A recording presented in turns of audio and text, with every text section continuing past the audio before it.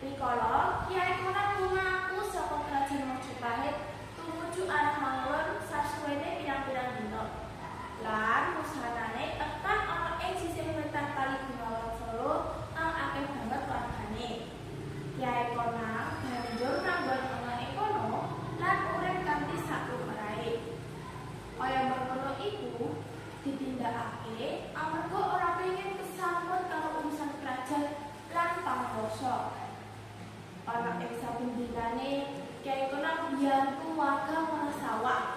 Panjenengane gawe saluran irigasi lan samudayane ana gegayutane tanah tetanen supaya nduweni ulu wetu sing akeh lan apik. Kyai Konan uga ngajarake carane ingon-ingon sarta kewan tumrap warga. Saka lelabuhane Kyai Konan mboko sithik ndadekake karaharjane warga dadi luwih makmur. Para warga anggone banget hormati Kyai Konan amarga rumangsa kabiyantu. Asal usule Mbok Konan ditutupake